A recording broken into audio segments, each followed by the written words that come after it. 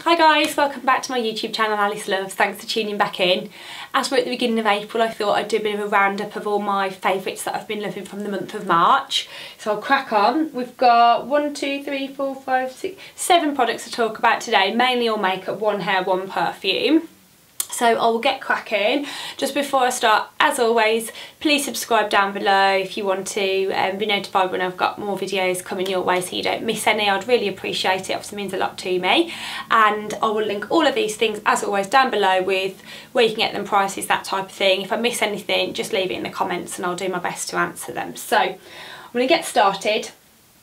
The products, all the makeup products I'm talking about are on my face today, so you can sort of see what they look like.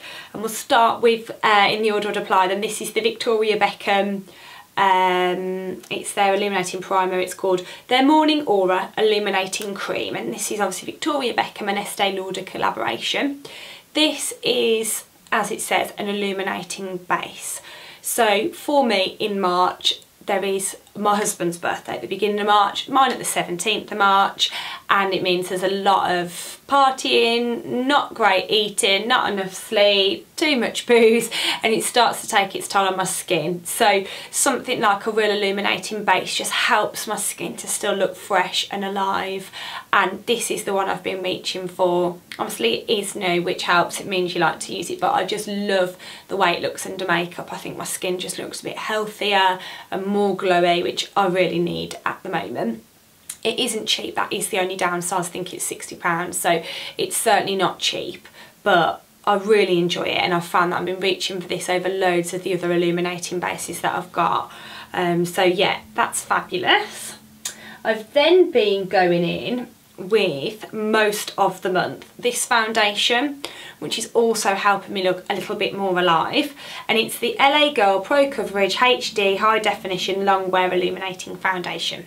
So I've posted about this on my blog last week. Just a normal sort of pump top.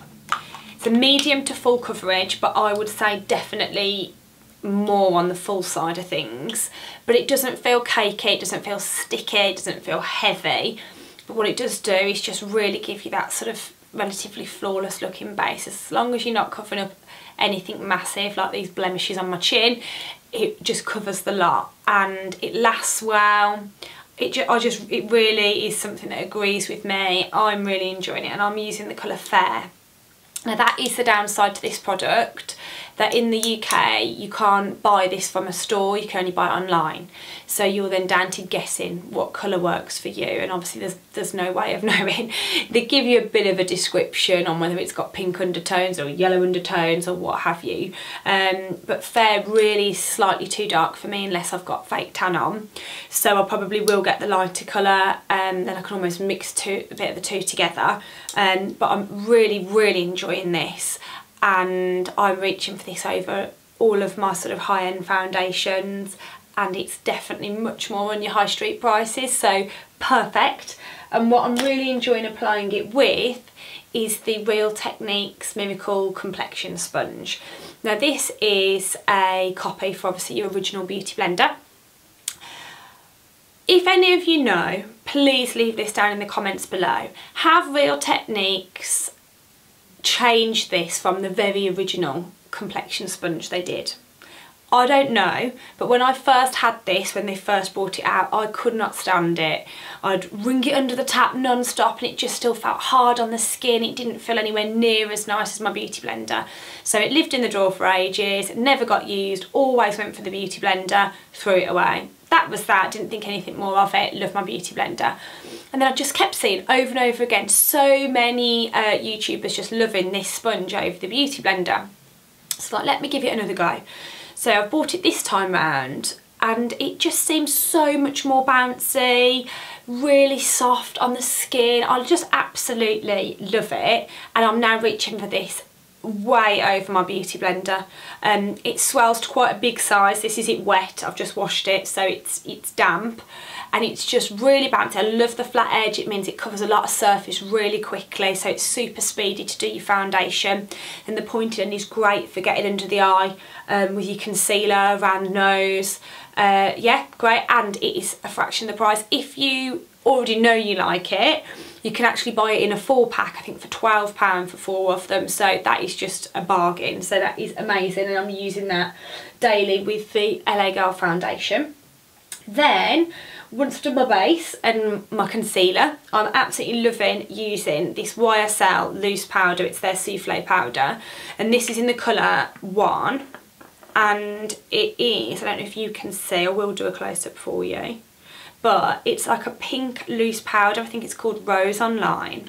So this isn't a powder that I use all over my face. This is purely for setting under my eyes. I have very dark circles, and I have to, I'm sorry about the lighting, I'm filming with natural daylight today because we've actually got a sunny day and it's just gone behind the clouds, so I'm going to be changing the light, so sorry about that. Yeah, so I'm not using this all over my face, just under my eyes. And what I do is I get the pointy end, really blend out the concealer, make sure there's absolutely no creases under the eye, because if you go in to set and you've got a crease, you'll just set that crease in place. So blend it all out, then I get a little fluffy brush, and at the moment I'm not baking as much, I'm just dusting it under the eye, and it just sets my concealer in place, and it stops it creasing, and it stops, I sometimes get, even though I use waterproof, transfer from mascara under my eyes because I use quite a lot of concealer, and this just stops that transfer happening. So yeah, this is fab. What I would also say, it is YSL, it is pricey, but you get 15 grams of product in here, and because it's the pink toned, which really helps brighten the eyes, it's not a colour I would then apply over my whole face, so I'm only using the tiniest bit for under my eyes. So I imagine this will actually last longer than it should, if that makes, in terms of like, it will expire and should be thrown away because it's out of date before I use this up. So I think in terms of value for money, it is great value for money. Then I am really enjoying this goat milk brush cleanser. I've written about this on the blog. It is just a solid cleanser for your brushes or your sponges or, you know, any of your makeup tools. It isn't the cheapest, and when I did the full post about it on the blog, I had quite a few comments on alternatives, and I have tried quite a few of those out since then, or some I'd already tried, and they're fine, but nothing is as good as this. So this is by the London Brush Company. I have the fragrance Lemon Zest, which smells amazing, exactly as it says on the tin, of lemon zest, and I just find that this does a better job than any of them. So it's got goat milk, what does it say it's with? Vegetable oils, tea tree extract, goat milk, palm oil and essential oils. What I find the main difference is that if I have a brush that's got really, you know, when they've got the beautiful sort of white bristles or ivory bristles, that as soon as you use something like foundation, bronzer, it just stains them. You know, obviously that's a dark colour and it just grabs on. And I was cleaning it with all my other ones, and they were still, although I knew they were clean, they'd still got staining to them. Whereas this brush, it just seems to get rid of all of it, all staining, it just goes and they look like brand new. So it is more expensive than some of the other alternatives out there, but as far as I'm concerned, it's far superior. So I've been loving that. It's been making cleaning my brushes so easy. Yeah, so that's that. And then we've got Kerastase hair mask. This is the Nutrive Mask Magistral. So in my empties video, I talked about a conditioning mask from Kerastase that I love, and it was very similar. I got the same colour base, orange top, but rather than the silver on the top, it was just pure orange, and I think it was called Mask Intense. This is a new one that I've never tried, and my sister-in-law bought it me for my birthday, and I am absolutely loving using this conditioner again. I was out of my Kerastase, hence it being in my empties, and I'd got a Red Ken conditioning mask, which I was enjoying using, and I'd forgotten how much I love using this and the difference. You need the tiny, it's an ever so thick, it's going to be wet to come out my shower, but it's a really thick conditioner, and you only need the tiniest blob. I have got very thick hair, and you need the tiniest blob, and it just pulls all the way through. Your fingers just slip through like silk, whereas I find with all my other conditioning masks, even high-end ones, that I'm almost dragging my hands through, and like if you had a brush, you'd really have to be brushing the knots out, whereas this just absolutely slips through and you feel so soft. And when you dry in your hair again, your fingers just slide through your hair like your hair is the softest thing ever, which mine isn't. It's very damaged. damaged, it's in desperate need of a cut, it's very colour treated. I use a blue or purple shampoo which dries it out, and this is just working wonders, so I'm loving using that. And then lastly, I've only got a little sample to show you here. It's the Estee Lauder Modern Muse perfume. When I bought the Victoria Beckham and Estee Lauder products, they put me in 3 little samples of this perfume, and it's not one I'd ever used before, and on one of the days I'd just got a small bag with me, so I just grabbed this and popped it in, and after I put it on, I thought, I love that smell. That smells really nice. And I had probably maybe 4 or 5 different people compliment me that day on my perfume, which I find on me normally, I find you can't smell perfume no matter how much I put on, you just can't smell it, and this seems to just agree with my skin, and you can really smell it on me, which is great. There's no point putting perfume on and then not even being able to smell it, but I just love the smell as well. I'm rubbish at describing it, I won't even try. It's quite floral, but not too, I can't describe it. See what Estee Lauder says, go to a counter, have a smell, it's beautiful. This is just the original. They probably do 4 or 5 other versions of the Modern Muse, but this is just the original Modern Muse.